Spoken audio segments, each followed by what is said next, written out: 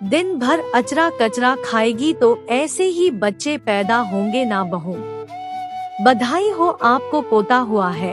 Doctor operation theatre से निकलते हुए नैना जी को कहती है और साथ में ये भी कहती है कि बच्चे का वजन थोड़ा कम है पर स्वस्थ है, इसलिए चिंता की कोई बात नहीं है। ऐसा कहकर डॉक्टर अपने केबिन में चली जाती है और नैना जी बहू और पोते के बाहर निकलने का इंतजार करने लगती है।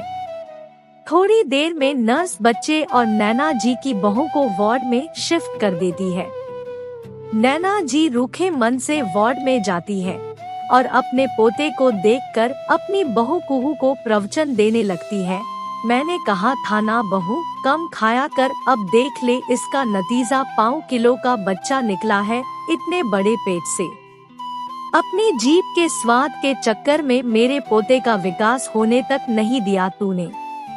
देख तो कैसा चूहे के छोटे बच्चे जैसा हुआ है, ना हाड ना मांस है, अब पता नहीं कैसे पलेगा ये। प्रसव पीड़ा के बाद के दर्द को सहती कुहू को नैना जी कटाक्ष करते हुए बोले जा रही थी। ऐसे नाजुक घड़ी में नैना जी की जली कटी बातें कुहू को चुभ जाती हैं और आँखों के कोर गीले हो जाते हैं, पर अभी ऐसी हालत में उसे कुछ भी बोलना सही नहीं लगा, इसलिए मन ही मन सोचने लगी 9 महीने उसने कैसे काटे ये उसे ही पता था। कितना कठिन था ये 9 महीना ये वही जानती है। पूरे 9 महीने उल्टियां ही करती आई थी। जो कुछ भी खाती वो उल्टी के माध्यम से बाहर निकल जाता था और दिन भर जी मिचलता वो अलग। कुछ खाना भी चाहती तो भी गले से नीचे नहीं उतरता, इसलिए उसे जो कुछ अच्छा लगता वो वही खा लिया करती थी। उन दिनों कुहू को दाल रोटी चावल कुछ भी पसंद नहीं आता था, इसलिए हल्का फुल्का फल, आइसक्रीम, अंकुरित चना, मूंग, सलाद, छाछ, चॉकलेट, ओट्स खाकर अपना और अपने होने वाले बच्चे का पेट भरती थी। एक तो जेठ की भीषण गर्मी और ऊपर से ये प्रेगनेंसी कुहू के लिए काफी कठिनाइयों भरा था।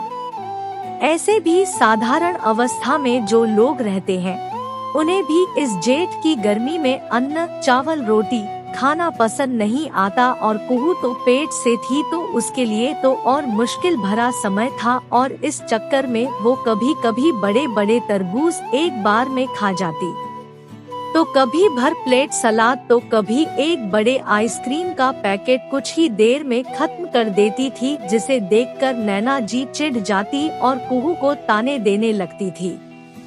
अरे मैंने भी बच्चे जने हैं बहू, पर हमारे नखरे इतने नहीं थे। जो मिलता था खा लेते थे, और हाँ तेरी दादी सास तो इतना सा खाना देती थी, फिर भी हमारे बच्चे 3.5-4 किलो के होते थे, तेरे जैसे नहीं इतना खा लिया और बच्चे को दबा दिया। पता नहीं आजकल की लड़कियां खुद को क्या समझती है, सास की बात तो सुननी ही नहीं है। दिन भर अचरा कचरा बाजारू चीजें खाएगी तो ऐसे ही बच्चे पैदा लेंगे ना।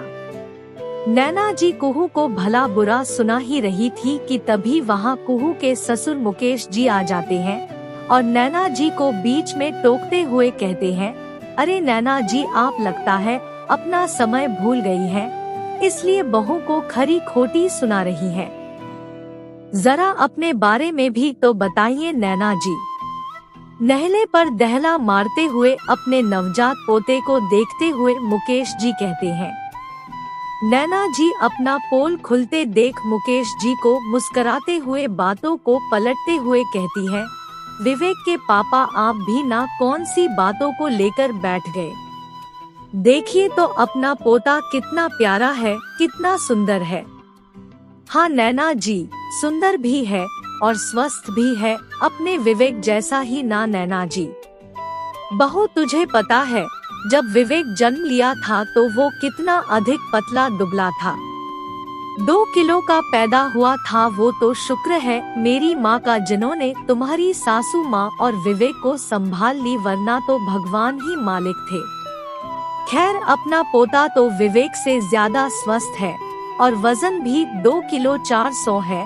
ऐसा कहकर मुकेश जी नैना जी की तरफ देखते हुए कहते हैं, क्यों नैना जी, सही कह रहा हूँ ना, और आप तो घर का शुद्ध खाना खाती थी, फिर क्यों हो गया था ऐसा नैना जी।